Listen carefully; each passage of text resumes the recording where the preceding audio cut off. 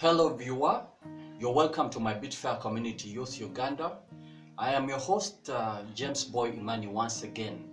Today I'm going to speak about the topic family. What is family? Now the first question is what is family really? I believe that family is a group of people who live together.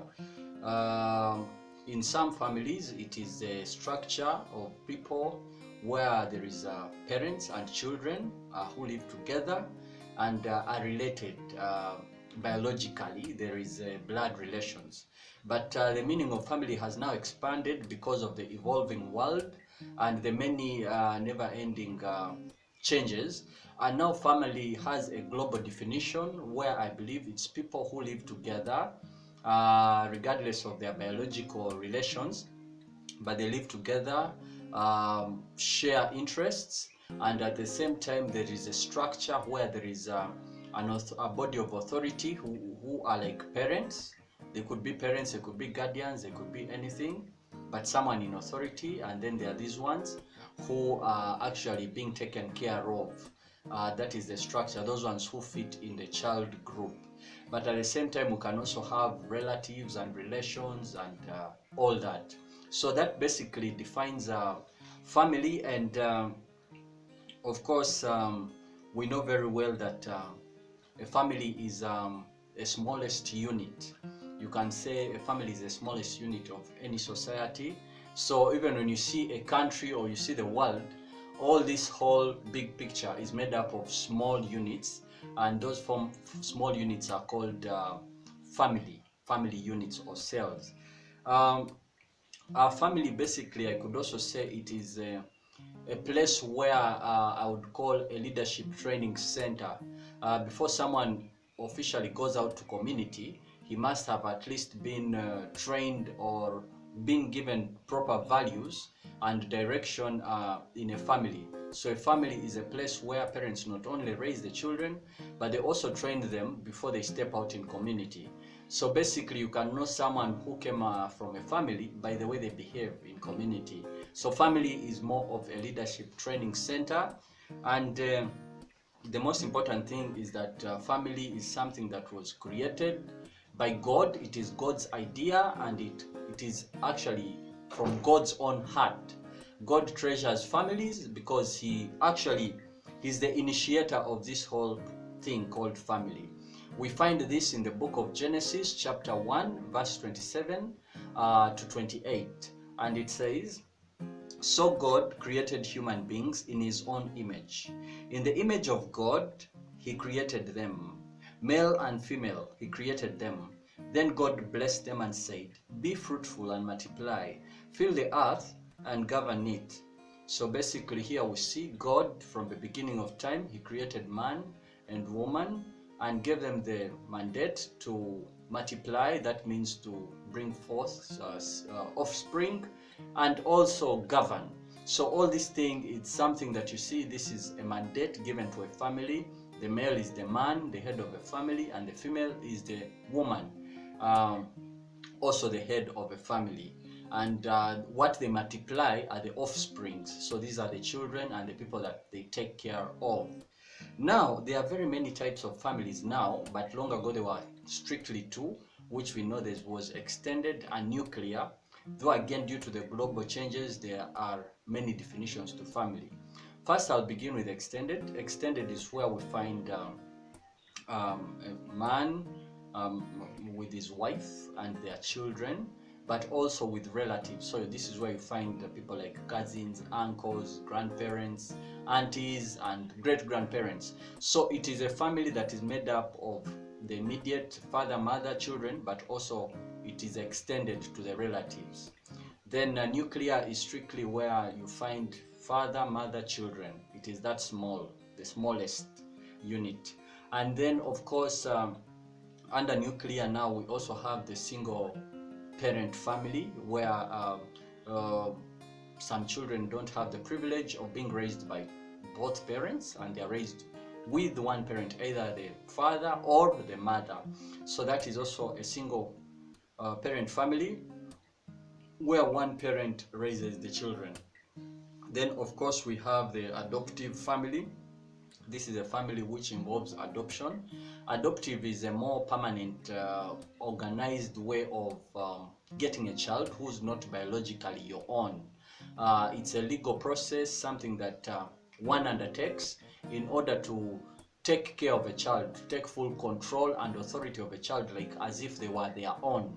So that is called adoption, when an individual decides to take a child who they did not give birth to, but legally, and then they become their official parents, and thereby are liable to anything that happens to this child or person. Then the second one, the other type is foster. Foster family. Foster family is more of adoption, but on a temporary basis. This is where someone or a well-wisher or a good person decides to take up a child, but sharing responsibilities with their biological parents or the relevant authorities. But this is someone who just comes in to take care of a child, give them homage and all that, as a way of just helping out and making their life better. This sometimes happens, especially if this person or the child comes from an abusive family or a disorganized family. So it's more of a temporary arrangement until things are stable. But sometimes it could go up to a lifetime. But for it, it's not a legal process where you have the child or no. It's just something that someone does as a well-wisher and helps out in improving the child's welfare. Now, each family is expected to have a particular order. There's a hierarchical order where you see that they need, for a family to be properly organized, for a family to operate as a family according to how God intended it, there must be particular structures, and these structures should be each person should play their role well for everything to move smoothly. Now we have, of course, the father figure, we have the mother figure, and then we have the child figure. Basically, these are the most standing out entities. The rest of the other people fall under all these three. Now, for a father, or we can say a husband, because actually it's biblical that for one to have a family, it should be that it is done in marriage. Yeah, so that is a father, or you can say a husband, and that God considers as the head of the family, and that is also the leader of the family. So the responsibilities of a father, first of all, is to take care. The father or the husband is to take care of everyone under their control. That is their wife, children, or maybe even relatives. We see this in 1 Timothy chapter 5, verse 8. It says, "But those who won't care for their relatives, especially those in their own households, have denied the true faith. Such people are worse than unbelievers." So we see God is very serious about family, and is very serious about these responsibilities, especially the responsibility of the father or the head of the family. He is expected to provide and take care of the family and all the needs in the family. The second role of a father or husband is to love the wife. A husband is expected to love the wife at all times. This we find in Ephesians chapter 5, verse 2:25. It says, "Husbands, love your wives just as Christ loved the church. He gave up his life for her." So family is basically something that God compares so much to the church, to God, to Jesus and the church. Family is something that reflects the relationship which Jesus has with the church. So Jesus is actually the husband and the church is the wife. Yeah, he's the bridegroom and the church is the bride. So he expects the same way he loved us, with his endless love of he even gave his life for us. He expects the husbands to do the same for the wife, to love unconditionally, just as Jesus did for the church and died for us at the cross. So husbands are expected to love the wife, and this is the same as the way Jesus loved the church. So we see this in Uh, Ephesians chapter 5, verse 25. The other responsibility of a husband is basically, or father, is to train up the children. Discipline and train up the children and raise them in a God-fearing way. This is part of a very important role. And this we find in where the fathers, it says, fathers, do not provoke your children to anger by the way you treat them. Rather, bring them up with the discipline and instruction that comes from the Lord. This we see it is also in the Bible. God is calling fathers to train up the children in the Lord, and also not to provoke the children, to love them and discipline, but sometimes not go overboard and provoke or maybe bully the children or exasperate them. So this is another role of the father. Now, the next role is for the mother, or we could say the wife, or it is a helper, a co-helper or assistant of the husband. So this one we see the first responsibility of a wife, a woman in the house, is to submit to the husband. Submit means to be respectful and show concern, not treating the husband like equals, or sometimes despising him, or undermining or degrading his authority.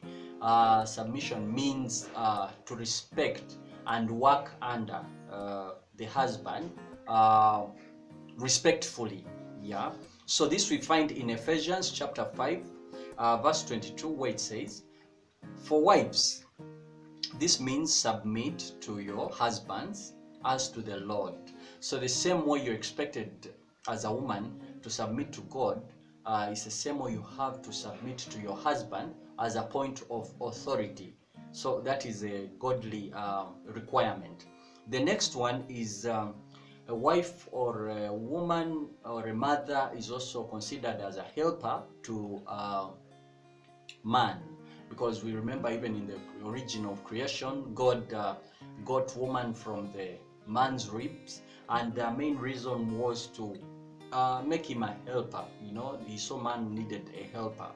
This we find in Genesis chapter 2, verse 18. It says, then the Lord God said, it is not good for the man to be alone. I will make him a helper who is just right for him. So basically we see that the husband and the wife are supposed to be a team, and they are supposed to work harmoniously to move things forth. So the husband is basically the vision bearer, the person who plans, and the woman is someone who helps along. So to help the husband achieve these set goals, especially for the family good. Then the other one for the women, the role of the woman, wife, mother, is to love children and also manage the household. This means to take care of everything in the house. Everything is under the responsibility of the wife or the woman. Kitchen related, the hygiene, the organization of the house, all those things, bills, are they paid? All those things are responsibilities of the woman to follow up. She's actually the one who looks at things firsthand. She knows the primary needs in the family and discusses them with the husband later. So this we see, it says, these older women must train the younger women to love their husbands and their children, to live wisely and be pure, to work in their homes, to do good, and to be submissive to their husbands. Then they will not bring shame on the word of God. That is a biblical verse which shows another responsibility of the wife.